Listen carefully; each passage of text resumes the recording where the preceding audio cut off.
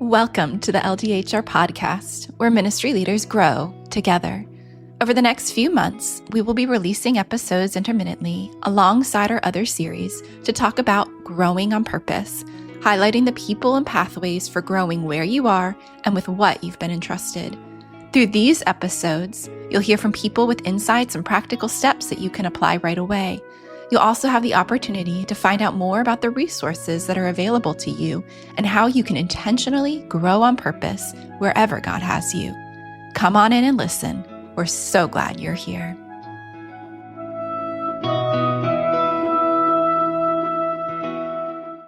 Bob Tiede, welcome to the LDHR podcast. I'm really glad that you're here. Beth, it's an honor. So, Bob, you've been on staff with Cru for 54 years. And during that time, you've worked in campus ministry. You've been the CEO of Josh McDowell Ministries. And then you served 22 years on the U.S. leadership development team, developing next generation of leaders with Cru. You also have a blog called Leading with Questions. And you've written 6 very popular ebooks all about questions, which we'll link to in the show notes below. But Bob, to start, can you tell us just a little bit more about yourself, where you live, what your current role is, and about your leadership development experience with Cru? Happy to do that, Beth. You know, when Sherry and I joined the staff of Cru, 1971, Bill and Vanette Bright, the founders, had only been on staff 20 years because Cru was founded at UCLA in 1951. But Beth, because we were 22 at the time, 20 years seemed like an eternity. We thought we'd be on staff a few years and see what would happen. And now 54 years later, obviously we have no ability to get a new job. We have loved every year. Yes, first years were in campus ministry, Colorado, state of Washington, Oregon. In 1979, the national director of Cru played matchmaker and brought Josh McDowell and myself together. And wow. 24 years partnering with Josh, learned so much from that dear brother. During that time, the doors to Russia opened. We led 18 major mission trips to Russia, taking 300 to 400 volunteers. That whole experience, we could talk for hours on the stories, but Josh McDowell changed me forever of seeing those open doors. We became a global ministry through that, where before primarily it was a U.S. focused. But we stepped away from that role in 2003 after a sabbatical. Cru brought us 7 opportunities, and the one that resonated was leadership development. And as you probably know, this is a great team. This isn't Bob by himself by any means. Well, I joined the team in 2004, and we planned the first emerging leadership development program that launched in 2005. And the mission was developing the next generation of leaders for Cru. Yeah. Again, there'd be so many stories. In that very first group was a young man. He was the campus director at the University of Georgia, David Robinson. Yeah, who is now our president. And so that mission of developing the next generation of leaders for Cru, when he was announced, it was like, yes, we did it. But guess what? In 15 to 20 years, almost none of our current leaders, perhaps including David, will still be leading. And so this mission of developing the next generation of leaders continues. You can never check the box to say it's done. But I'm continuing to have the time of my life. That's fantastic. Thank you so much for sharing all of that. And I know many of our listeners have benefited from the work that you've done, as many of them are in LDHR right now, continuing to invest in our staff and raising up those leaders. So you've written several books, but in your book, Now That's a Great Question, you start with a confession. What are you confessing in this book? Oh, my confession, as you introduced me and you share about the blog, in another month here in April, we'll be celebrating the 14th anniversary. It's followed by leaders in over 200 countries. Bob's written all these books. So you could think, I bet asking questions just comes naturally to Bob. And I say, oh, I wish it did. What comes naturally is telling. For most of my Cru career, I didn't realize it at the time, but now looking back, most of my Cru career, I was a benevolent dictator. My only paradigm of leadership was thinking the job of a leader is to figure out what needs to be done. And I did say benevolence. So grew up in a home where I was taught to say please and thank you. So Beth, if you'd been on my team, I don't think I ever would have said, "Hey, Beth, go do this." It'd been more like, "Hey, Beth, here's what we're working on. It'd really be great if you could please do this." But I was still delivering. I figured out and I kindly asked, "You did it?" I would have said, "Thank you." At a Mhm. staff meeting, "Beth, stand up. You all need to hear what Beth did." And I don't want to suggest we got nothing done, but I am saying my only paradigm is I thought the job of a leader was to figure out what needs to be done and then to tell your staff what to do. For me, that changed in 2006. Perhaps as seeing my background here, you can see I love books, especially leadership books. And in 2006, I discovered this is literally the book, the first edition of Leading with Questions by Dr. Michael Morkworth. As I read this book, first of all, it was a page turner. Second, it was filled with stories of leaders literally from around the globe, not just the US, who were leading with questions and the questions they were using. And as I read this book, I had only one question. Why hasn't anyone ever shared this with me before? I was like an instant convert. I mean, it just made sense. And I was already on the leadership development team. I began to teach out of it. And I found that others resonated with it just like I did. Like, why hasn't anyone ever shared this with me before? So that's what started the journey in 2006, teaching out of it. In 2012, one of our crew colleagues that I'm sure all would know, Andrea Buczynski, was leading our leadership development team, but I ran into her at headquarters, Lake Hart, and I noticed that Andrea had just recently started a blog. And I said, "Andrea, you've started a blog." And she said, "Bob, you need to start a blog." And I said, Mm. "Andrea, why would I want to start a blog?" And she said, "Well, let's sit down." And so we sat down. And within 5 minutes, she'd convinced me. One of the ways that we could better relate to our emerging leaders was to learn the language of social media. And that's what motivated me to start. And again, one step after another, and we're 14 years later. Yeah, that's amazing. I love those aha moments or those epiphanies and that reading that book of, wow, I've never heard this before, but it just really revolutionized the way you were thinking about leading. And I don't think you're the only one who has a tendency to lead by telling. I think that might be more natural to most of us instead. You also shared in your book the difference between a leader who is a diminisher and one who is a multiplier. What is that difference? And how can someone become a multiplying leader? Well, Liz, let me share this story. A number of years ago, I was attending the Willow Creek Global Leadership Conference, Mhm. and one of the speakers was Liz Wiseman. And she'd written the book Multipliers, but I had not written the book. I just saw that Liz Wiseman's going to be talking about multipliers. And I walked into that session thinking, oh, this is going to be great. Obviously, she's going to be talking about leaders like me. And she started her talk by talking about diminishers. Well, you can, in English, understand what that means, but I certainly would have never thought that applied to me. But her first thing that she said is that if you bring a problem to a diminisher leader, they solve it for you. Wait a minute. I love to solve problems with my staff. I love it when they bring me problems. And I thought that was a multiplier trait. But wait a minute. She said, staff come to you with a problem, you solve it. That's what a diminisher leader does. Huh. I'm sinking a little lower in my chair. She then says, if you bring a new idea to a diminisher leader, they say, great idea, but if you also added this and this and this, Mhm. it would really pop, just be fantastic. Again, I'm thinking that's what a multiplier leader does. And Liz Wiseman says, no, that's what a diminisher leader does. A multiplier leader, when a staff member brings them a great idea, says, wow, great idea. How could I help? In other words, a different response.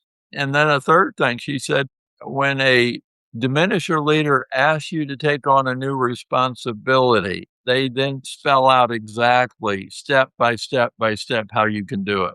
And again, that was me. If you'd been on my team and I say, hey, Beth, here's something I'd love for you to do. And he said, Bob, I'm happy to do it.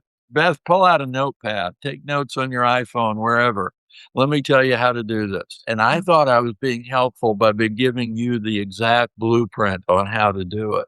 Well, Liz Wiseman said that was a diminisher leader.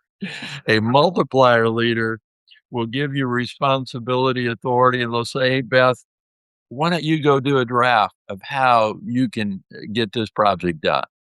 At any rate, that talk, again, one of those moments that changed my life because it changed the perspective. And many of this, I could say, Beth, is under the category of emotional intelligence. Yeah. I had no self-awareness that my over helpfulness that I thought was a multiplier trait was actually diminisher. I had no self-awareness, for example, that if you'd been a staff member bringing me ideas, after the second or third time you brought an idea, you'd probably say to yourself, I'm never bringing Bob another idea. Because no matter what I ever share with him, it's never good enough. He's always got to tell me what I need to do to make it really good. Ouch. Wow. That was me. Yeah. Trust it's no longer me. That seems, again, another really big paradigm shift for you. And yeah, even though you're trying to be helpful or trying to tell, that it does shut down people. It doesn't give them that autonomy to learn and to grow for themselves. You also mentioned the word self-aware. Author and speaker John Maxwell argues that a self-aware leader is the best kind of leader. Do you agree with this? And to what extent does self-awareness play a role in a leader's ability to become that multiplier? And what role do questions have in that kind of growth? Yeah. I certainly don't want to claim that I'm an expert in self-awareness or emotional intelligence, but I have come to understand, just think about how telling or asking falls on those that you give leadership to. And I'll ask you a question. How have you felt whenever you've had a leader, somebody you report to, ask you, hey, Beth, what do you think we ought to do here? How did that make you feel? It makes me feel honored that they would trust or want to hear my opinion and my thoughts. Yeah. Without them using words to say, Beth, I value you. I think you have a lot to offer. Just by asking and listening, they've communicated that in a tangible way. Well, that to me is part of self awareness. In other words, understanding when I say, here's what I want you to do, contrast, what do you think would be the best way forward? And one of my friends, and I think this is a great insight, says that when we tell staff what to do, they might write it down, they might even move to do it, but they don't own it. Yeah. But when we say, what do you think we might do here? And you answer, and I said, wow, that's fantastic. Go for it. Well, you're going to own it because it was your idea. You answered. Again, I think sometimes we think this area of emotional intelligence, and again, yes, we could all grow. Bob could grow a lot more. But if we can get it down just to a tangible, Bob can understand once that is shared there, wow, how much more powerful to ask what she thinks would be the best way forward and then encourage her to love that idea, go for it. That just that is going to be much more powerful than me saying, Beth, here's what I want you to do. Yeah. And you just contrast that. And I say, that's self awareness and that's emotional intelligence. And is there more to both of those? Sure. There's a doable step that we can all begin to implement. Yeah. That's great. Hearing you speak, it does remind me of it does require a bit of self awareness, but I think it also requires a bit of humility for a leader. Instead of having the answers and having them come up with the solutions, allowing someone else, I think does take a bit of humility to pass that on to allow someone else to grow. It does. And yet, here's another thing I've heard that just resonates with me.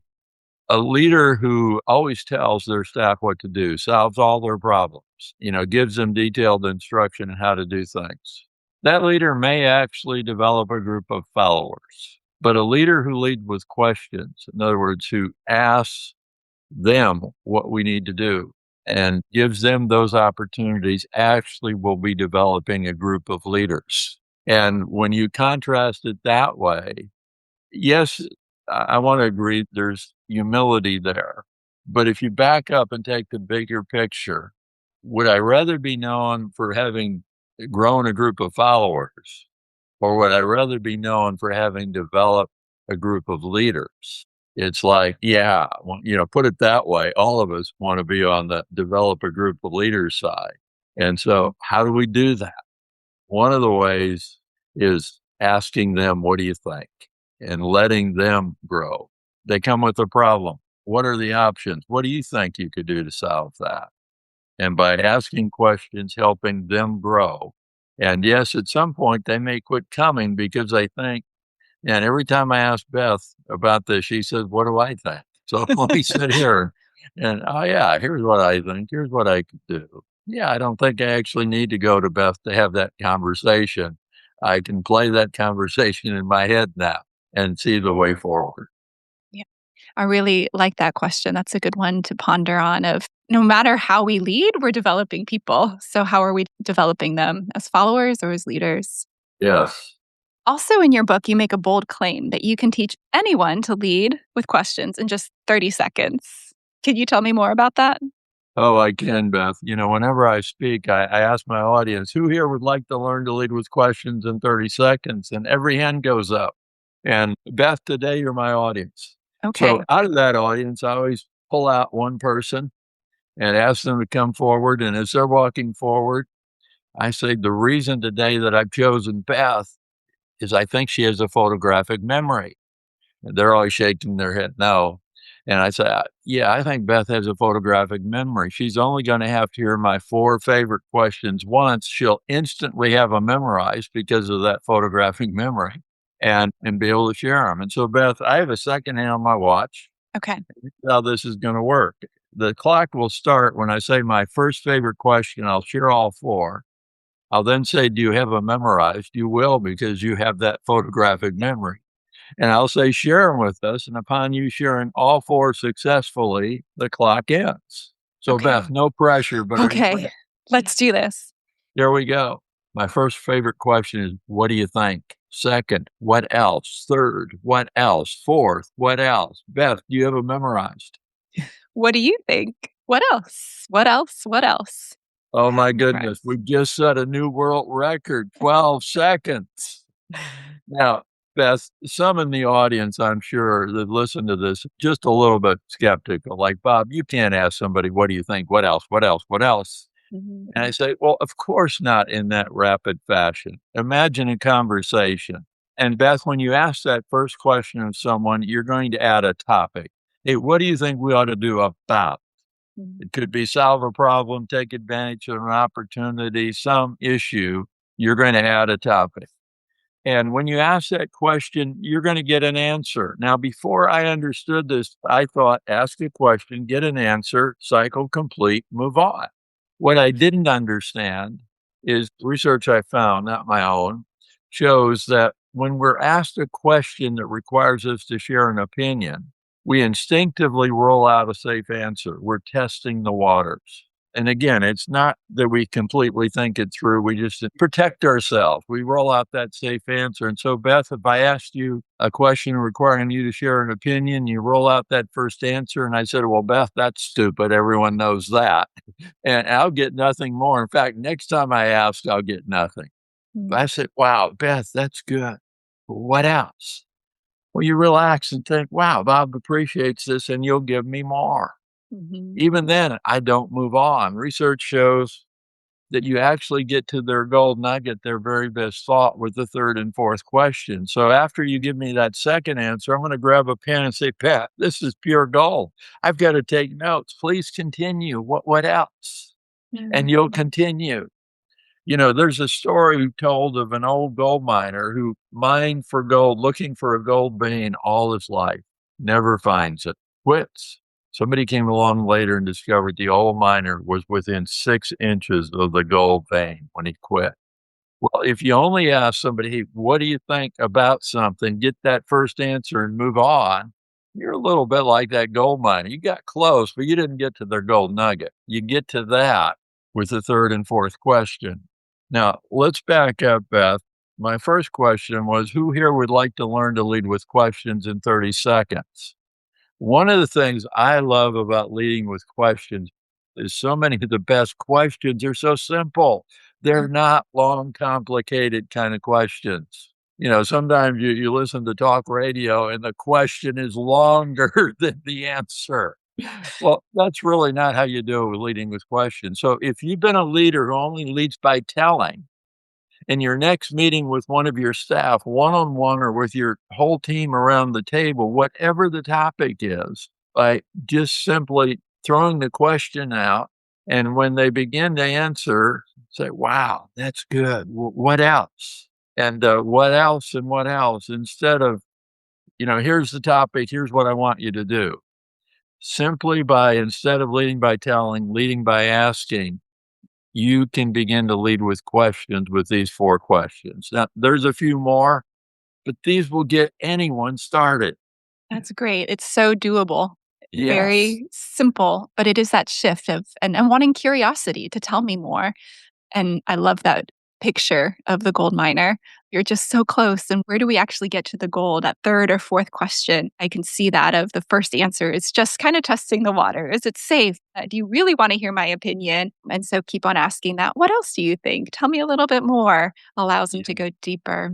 Oh, that's wonderful. So I was really drawn to the chapter that showed how statements can be turned into questions, can't they? One Mhm. example you gave was to, instead of saying, let me give you some feedback on that, you could ask, how do you think that went? What went well? What would you do differently next time? We recently launched a new course on ldhr.org about called Embracing Feedback, which aligns with this really well, inviting people to engage in their own learning and growth rather than simply telling. So, why do you think this is a powerful question to help people in their own growth journeys? And then, what do you do if, as a leader, you do need to give some instructions on feedback that that person is not aware of? Yeah. Well, you've actually asked 2 questions. I did. Uh, in the first one, I'd go back to a statement I shared earlier that one of my friends did, and that is, when you tell somebody what to do, they write it down, they might even attempt to do it, but they don't really own it. Mhm. When you ask a question and they answer, people own their answers. And so in giving feedback, like the win acrostic is a good one. The W being for, what do you think went well Mhm. for the W? For the I, what could you improve? And the third one is, what might you want to do differently next time? That was kind of the questions, the theme of what you were asking.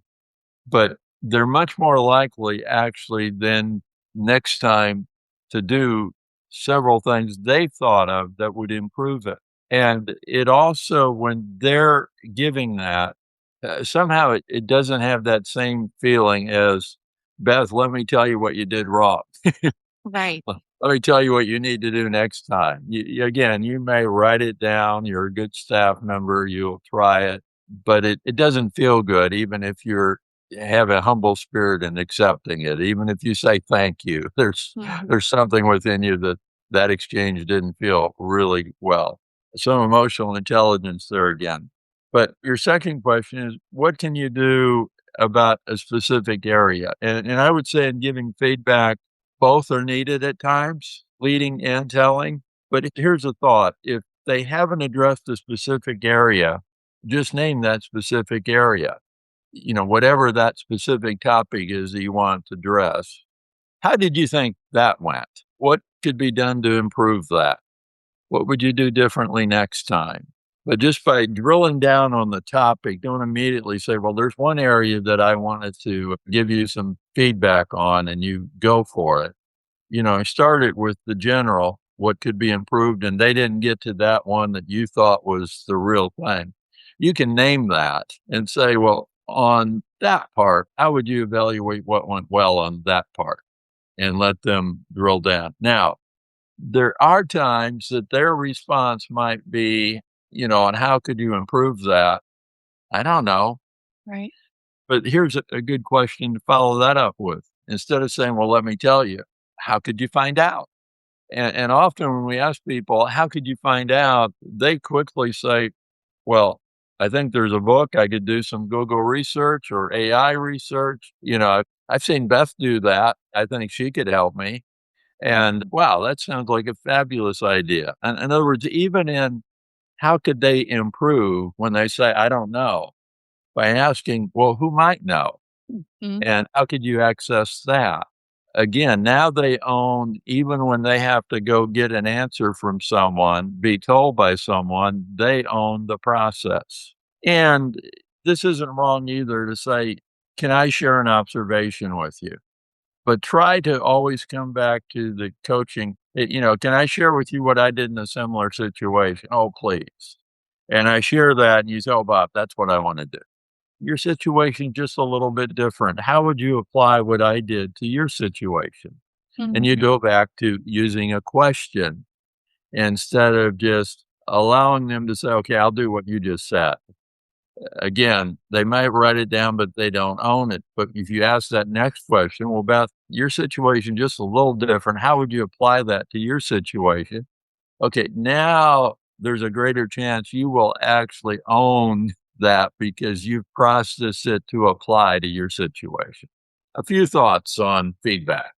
yeah, I really like that perspective. First, from going kind of from those broader questions to something more specific of naming that area, and then tell me about that. What went well? But I really even appreciate that thought of even if you do share a story, you do share something, but to say, how does that apply to your situation? That really allows them to process through it and own it. I really appreciate that perspective. Here's another insight that's feedback also, but one of your staff does something that you think, wow, absolutely amazing. How can you compliment them? How do we usually compliment something well done? We tell them, great job. That was amazing. Yeah. Yeah. And there's nothing wrong with that, and we ought to do that. But again, it might be 2 years ago, I came across another way to compliment people. And so, Beth, you do something outstanding, like you're a great host here today. And so instead of just saying, Beth, man, great job. Beth, do you realize how effective you are as a podcast host? That's different way to go about doing it. Yeah. And then, Beth, where did you learn this? Well, here's a personal example. My youngest daughter, who is 40, is a great editor. And so there's times I will send her stuff and say, hey, make your dad look better. And she'll edit and send it back. And of course, I would say, thank you. Her name is Sarah. Thank you, Sarah. Again, you did it. You're making your dad look better. And then I read this about these two questions. And so the next time she did something for me, I said, Sarah, do you realize what a gifted editor you are? Where did you learn to do this? And then on that day, I actually learned something about my daughter. And it was still a very affirming way. I'm not saying you could compliment somebody with those two questions every time they do something, but I just thought, wow, just saying great job is good. Don't Right. ignore doing that. But occasionally having these two Mm, questions as another way to compliment someone, I just found fascinating. yeah, that really resonates with me because sometimes compliments can feel very vague, but framing it in that way makes it more specific and allows them to respond to it. Yeah, where did you learn? And you can think of, wow, that really did make an impact. Where did I learn that? It actually reminded me of a story. The little neighbor boy the other day was showing me how he could tie his shoes. And I simply said, I didn't think about it at the time. I said, wow, when did you learn to do that? Who taught you to do that? And he just was beaming and realized, I think we do that with younger kids. Like, where did you learn to do that? Or who taught you? But that using that with adults still hits us, I think, in that same way. That's great. Yeah. So there was another chapter that I really liked in your book, and that was the on the power of might, replacing the word should with the word might. So for example, instead of saying what will we do, we can ask what might we do? What makes this little change so powerful? Well, thanks for asking. Again, something I didn't come up with originally, I saw elsewhere and said, wow, that's powerful. When we're asked, hey, what should we do? It feels like there's only one right answer. And if I'm not completely sure of what should we do, I might say, I don't know. Or in a group, I don't contribute. But when the leader says, hey, what might we do? Now I'm more free to share. Well, I've got a couple ideas. I don't know if these are the what we should do, but what we might do is more of a brainstorming question. It invites, in other words, it doesn't have to be completely figured out and defended. we might do this and we might do that. And here's another thing we might consider. And so it just invites, it opens up the floodgate for people to contribute ideas without having, in a sense, to defend them as being the way forward. You hear more ideas, and in hearing more ideas, Beth, you just might hear an idea that you say, wow, that is the winner here. Well, prior to seeing this, I would never had thought about the power of might without it having been zeroed in, just to really think about the difference between being asked, what should we do here? What might we do here? And seeing the power of might opens up, gives people freedom to share their ideas, and you get more ideas, which increases the chance that one of them might end up being the one you choose to say, this is what we should do. Yeah, that makes a lot of sense. It gives a lot more freedom, I think, too, especially the people on your team who might be a little bit more hesitant to share, more quiet. It allows them to participate because, again, it's not the one right answer, but it allows some really good brainstorming. So, for our listeners who are leading in many different capacities all around the world, what would be the next step they might take today to grow into better leaders by asking questions? Well, the first one I'd suggest is go back to who here would like to learn to lead with questions in 30 seconds, those 4 questions. So just as you approach your next meeting with one of your staff or a friend, a ministry partner even, or your team around the table, no matter what the topic is, by just saying, hey, what do you all think we might do here? And then instead of, okay, I asked and we're done, wow, it's great. Beth, what else? And wow, let me take some notes here. This is pure gold. Beth, please continue. Say more about this. What else? Just with those 4 questions, think about applying that in your next meeting, one-on-one or with your team, and begin to see what happens. It's such a simple step. I recently read what Nelson Mandela said. He was asked about where he learned leadership. Mhm. And he said, I learned leadership from my dad. When I was a young boy, my dad, who was a tribal leader, would take me with him when he met with other tribal leaders.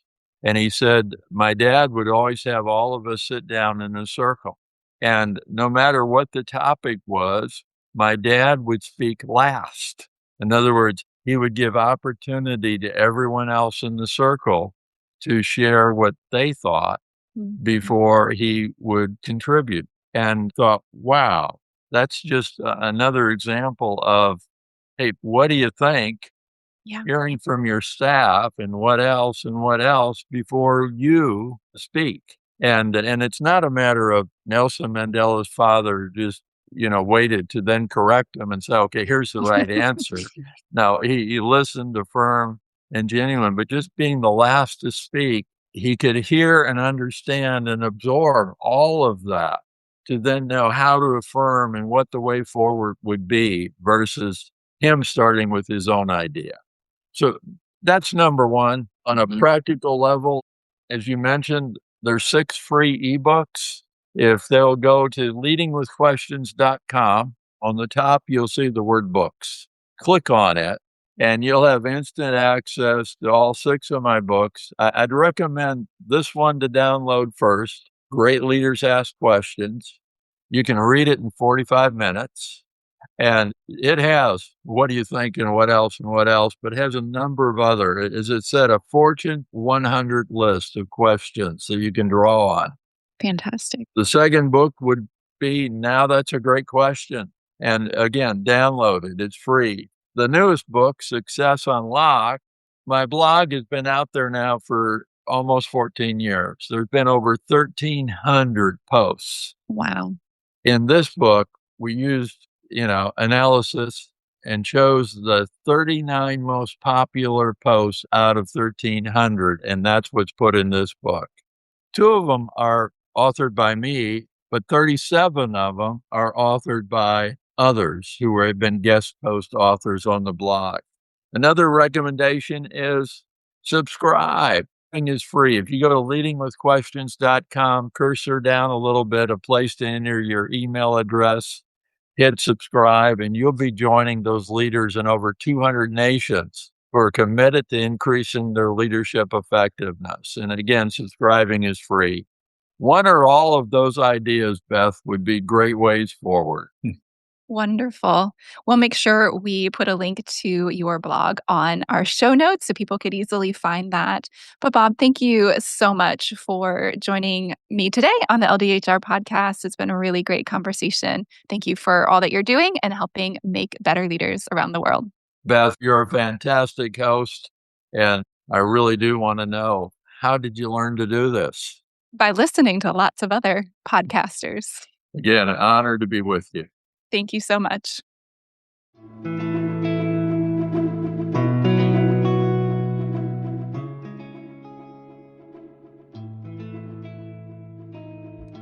What did you learn from my conversation with Bob Tiede today?